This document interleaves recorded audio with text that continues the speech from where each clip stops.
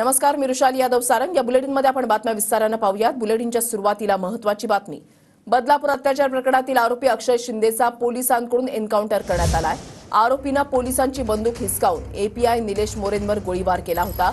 अक्षयचा मृतदेह शवविच्छेदनासाठी आता जेजे रुग्णालयामध्ये नेला जातोय। शवविच्छेदन झाल्यानंतर मृतदेह कुटुंबियांकडे सोपवला जाईल।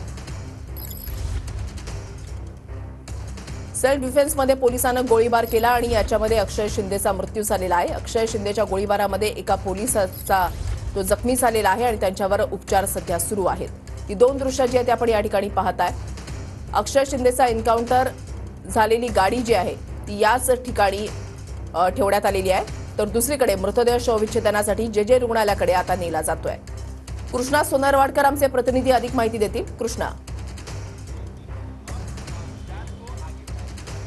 विशाल, आपण पाहतो की ज्या गाडीत ही सगळी घटना घडली ती गाडी झाकून ठेवण्यात आलेली होती आणि काल रात्रीपासून एक छोटासा टेंट इथे उभारण्यात आलेला होता, ज्या टेंटमध्ये ही गाडी संपूर्ण ते चारी बाजूनी पडद्याने झाकून ठेवण्यात आलेली होती। आणि आता पंचनाम्यासाठी आणि पुढची जी काही फॉरेन्सिक तपासणी आहे त्या तपासणीसाठी गाडी जी आहे ती बाहेर काढण्यात आलेली आहे।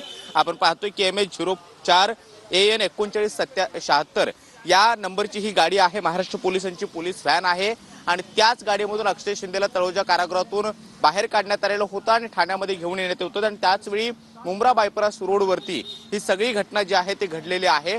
याच गाडीत पहिल्यांदा अक्षय शिंदेनं एपीआय निलेश मोरे यांच्याकडची बंदूक हिसकावून घेतली आणि त्यांच्या मांडीत गोळी घातली आणि त्यानंतर त्याच्यावरती PI संजय शिंदे यांनी सुद्धा गोळी झाडली आणि त्यामध्ये त्याचा मृत्यू झालेला आहे। आपण पाहतोय की सध्या क्राईम ब्रांचच्या एका मैदानामध्ये ही गाडी ठेवण्यात आलेली आहे आणि तिथे सगळ्या चाचण्या किंवा फॉरेन्सिक तपासणी जी आहे किंवा पंचनामा जो आहे तो पोलिसांच्या माध्यमातून केला जाणार आहे। मोठ्या प्रमाणामध्ये पोलीस जे काही आहेत ते या ठिकाणी तैनात करण्यात आलेले आहेत। रात्रीपासून सुद्धा या ठिकाणी बंदोबस्त होता आणि काल पासून जेव्हा ह्या सगळ्या गाडीमध्ये ही घटना घडली तेव्हापासून ही गाडी जी आहे ती सुरक्षित ठेवण्यात आलेली होती आणि आता पुढची जी काही पंचनाम्याची प्रक्रिया आहे ती या ठिकाणी पार पडते आहे।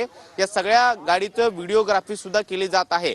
आतमध्ये जे काही ब्लड मोठ्या प्रमाणामध्ये रक्त जे काही पडलेलं आहे त्याची सुद्धा तपासणी ही केली जाईल, त्याचे सुद्धा नमुने जे आहेत ते सुद्धा घेतले जातील आणि त्यानंतर पुढच्या जे काही तपासण्या त्या होतील। सगळ्यात महत्त्वाचं, ज्या बंदुकीतून या सगळ्या गोळ्या झाडल्या गेल्या त्या बंदुकीच्या जे काही गोळ्यांच्या पुंगळ्या आहेत त्या सुद्धा जप्त केल्या जातील आणि त्यानंतर फॉरेन्सिक तपासणीमध्ये येत्या काळात काय काय बाबी निष्पन्न होतात हे पाहणं महत्त्वाचं असणार आहे। कारण एपीआय निलेश मोरे यांची बंदूक हिसकावून घेऊन त्या बंदुकीतून 3 राऊंड फायर झाल्याचं पोलिसांनी आतापर्यंत म्हटलेलं आहे। त्यातली एक गोळी एपीआय निलेश मोरे यांच्या पायाला लागलेली होती आणि 2 गोळ्या इतरत्र लागलेल्या होत्या। त्या गोळ्यांच्या पुंगळ्या ज्या आहेत त्या सुद्धा फॉरेन्सिक टीमच्या वतीनं जप्त केल्या जातील, ताब्यात घेतल्या जातील आणि पुढची जी काही तपासणी आहे ती सुद्धा पार पडली जाईल। मात्र अक्षय शिंदेच्या डोक्यात जी काही गोळी लागलेली होती त्याची सुद्धा जे काही तपासण्या आहेत त्या सुद्धा या ठिकाणी पार पडणार आहेत। मात्र सगळीकडे सगळ्यात महत्त्वाचं म्हणजे आपण पाहतोय की अक्षय शिंदेचा मृतदेह एकीकडे शवविच्छेदनासाठी जेजे रुग्णालयामध्ये नेण्यात आलेला आहे, तर दुसरीकडे ज्या गाडीमध्ये ही घटना घडली त्या गाडीची तपासणी सुद्धा आता फॉरेन्सिक टीमच्या वतीनं केली जात आहे।